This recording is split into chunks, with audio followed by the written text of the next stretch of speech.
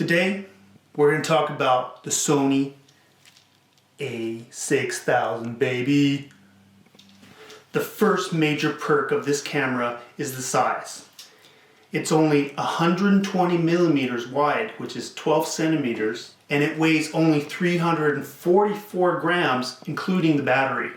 Compared to the Sony 6100, this is 24% thinner and 13% lighter. Then, when Sony came out with the Sony a6300, this one here is 8% thinner and 15% lighter. And then Sony came out with the a6400, which is 24% wider than this one and 15% more heavier. And compared to the Sony a6500, this one here is 15% thinner and 24% lighter. Compared to Sony's latest offering, which came out in 2019, this camera here comes out at 35% thinner and 32% lighter. Now, what kind of specs does this lovely camera have? It has an APS-C sensor, which is smaller than the full frame, but it's just as good in every way you can imagine. It has the same depth of field, despite what other people might say. F-stoppers did a test and they saw that there is no difference in the depth of field. It has dynamic range. When I'm editing photos off this camera, I don't see any drop off in the dynamic range that I would get from my Canon R. This here does a great job with dynamic range, as well as it does depth of field.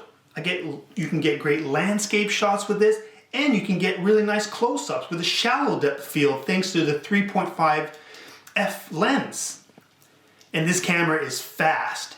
It has a 11 frames per second burst rate in speed priority. Now that's pretty damn good. And this camera is small. It will fit right into your pocket of your jacket, no problem. Thanks to its clean design with no protruding edges. It's totally flat on the top.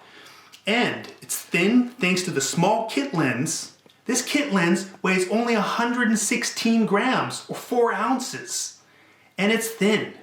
As you can see when I hold this in my hand will protrude past the lens. That's how small this lens is. It's a pancake lens.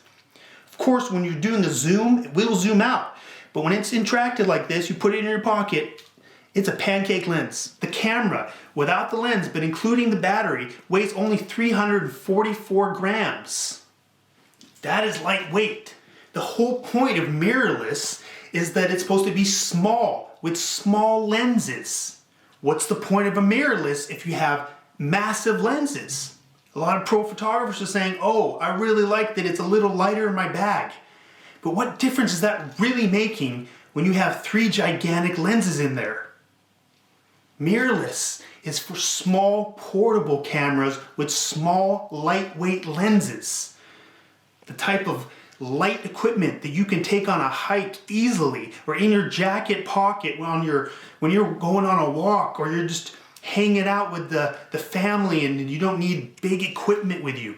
This is the kind of camera that mirrorless basically should be designed for. So in summary, I just want to say that this is the ultimate Sony Alpha camera because it has the perfect size. It fits in all my jacket pockets and of course my hoodie. No problemo.